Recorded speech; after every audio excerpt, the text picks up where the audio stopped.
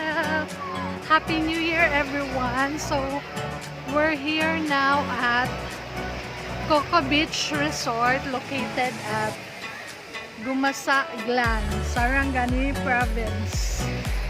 Okay, so it's a 45 minutes drive away from Jensan. So as you can see all over the beach, white sand po siya lahat. Then sobrang fine ng kanyang texture ng sand. So kagaya ng Boracay.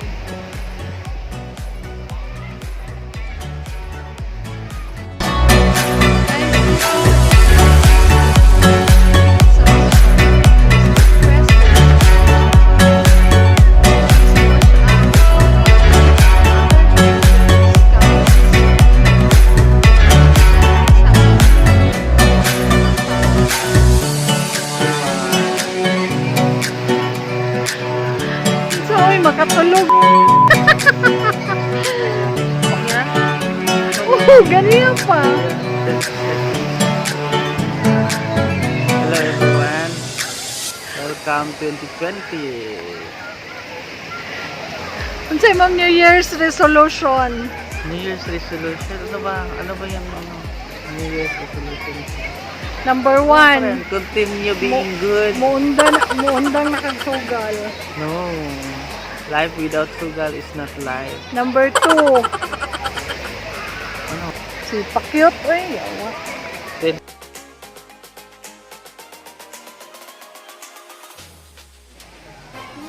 Welcome to Coco Beach Resort. Wala kayo soltero. Okay, so yan. Lakad-lakad kami dito sa tabing dagat. So what can you say about Coco Beach Resort? Coco Beach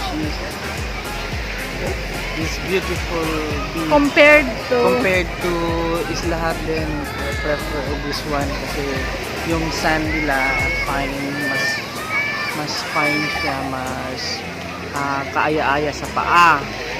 Ang Isla Hardin, maganda man siya kasi marami siyang attractions, mga features, may mga statue ng mermaid, ganon, may park sila sa dulo. Sand, if you are a beach goer na mas gusto mo yung magligid-ligid or maghiga-higa sa sand, punta ka dito sa Coco Beach na Isla Hardin.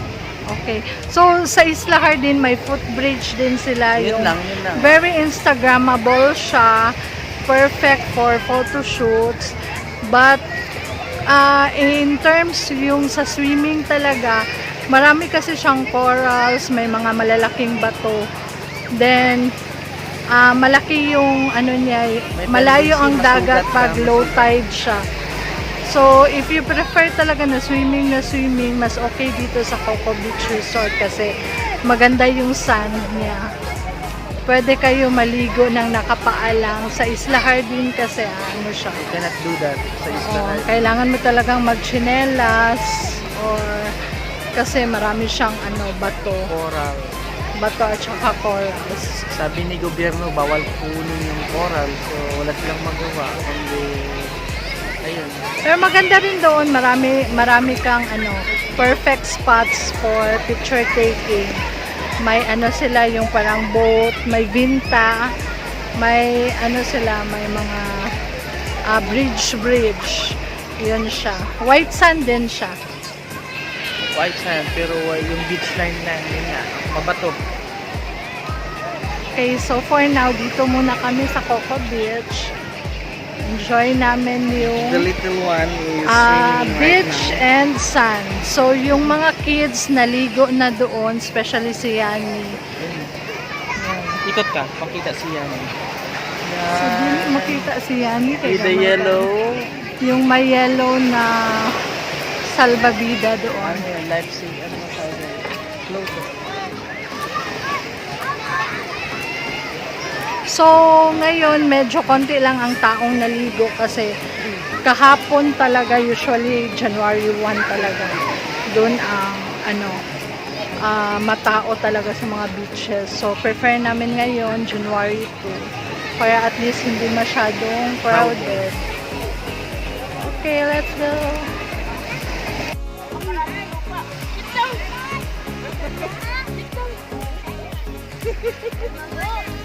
Lamig! Lamig! Lamig! Dilamig na siya. Ilamig na! Malamig! Liko ka kasi! Mag-jacket ka na dun!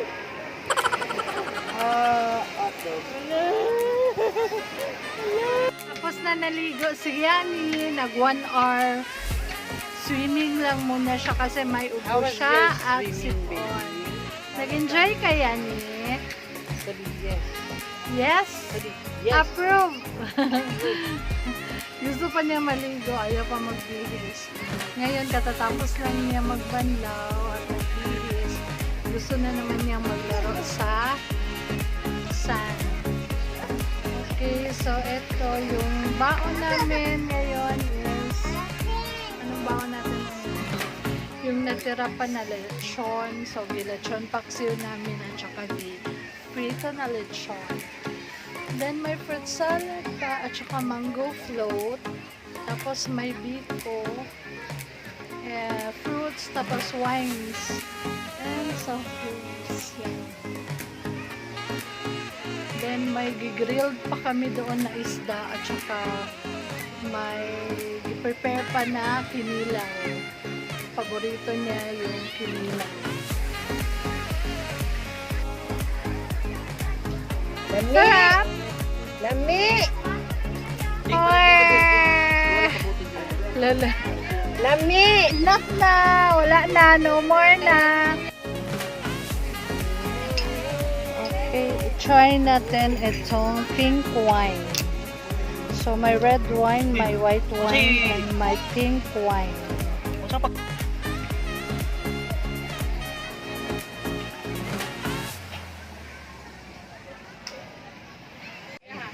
Ayaw pa-mixture na sa nagkaon.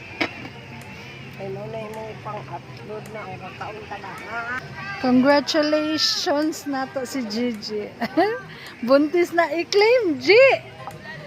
I-claim ba?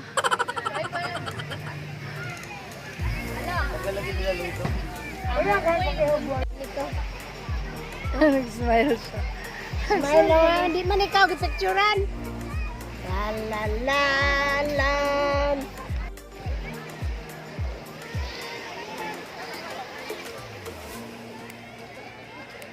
Tarong ba?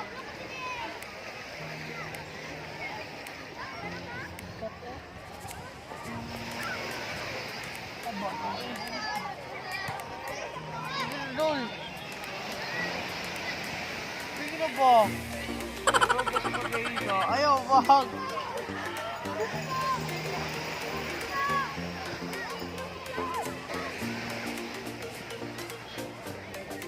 Wow! Masarap maligo sa beach kasi wala siyang init. No need ng sunblock.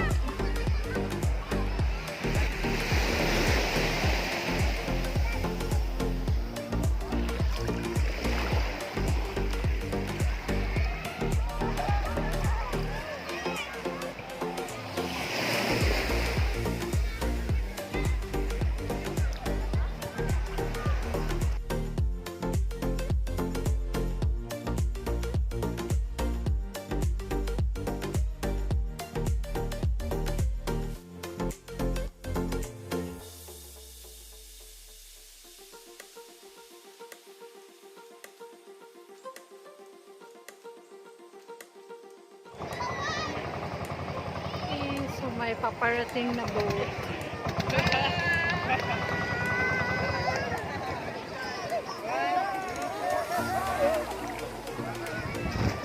Galing sila nag-island hopping. Okay, so dito sa Glan, mostly ng mga residents rely on fishing. Then, since maraming resorts, beach resorts dito, so yun ang source of income ng mga nakatira dito. Glen is also known as the Boracay of the South.